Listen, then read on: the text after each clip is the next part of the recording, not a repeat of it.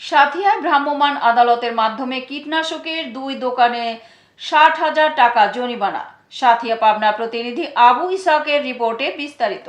পাবনার সাথিয়া উপজেলার আতাইকুলা বাজারে 2টি কীটনাশকের দোকানে ভেজাল ও মেয়াদ উত্তীর্ণ কীটনাশক রাখার দায়ে ভ্রাম্যমাণ আদালত বসিয়ে 60,000 টাকা জরিমানা করেন উপজেলা নির্বাহী অফিসার রিজু তামান্না। সোমবার দুপুর 12টায় অভিযান চালানো হয়।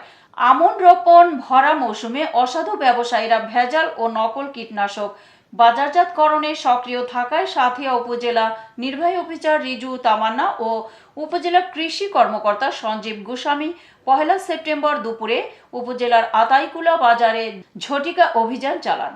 এ সময় ভেজাল, নকল ও মেয়াদ উত্তীর্ণ কীটনাশক রাখার দায়ে ট্রেডার্সে 30,000 টাকা ও একই অপরাধে সুজন ট্রেডার্সে 30,000 টাকা জরিমানা আদায় করা হয়। এ সময় আরো উপস্থিত ছিলেন উপজেলা অতিরিক্ত কৃষি কর্মকর্তা জোনায়েত আল সাদি সহ থানা পুলিশ ও অন্যান্য কৃষি অফিসার। প্রশাসনের উপস্থিতি টের পেয়ে অনেক কীটনাশকের দোকান বন্ধ করে চলে যায়। উপজেলা নির্বাহী অফিসার রিজু তামান্না বলেন, ভরা আমন মৌসুমে অসাধু ব্যবসায়ীর বিরুদ্ধে অভিযান অব্যাহত থাকবে। এতক্ষণ সঙ্গে থাকার জন্য ধন্যবাদ। i1 টিভির নিয়মিত আপডেট পেতে ভিজিট করুন আমাদের ওয়েবসাইট, ফেসবুক, ইনস্টাগ্রাম ও ইউটিউব চ্যানেলে।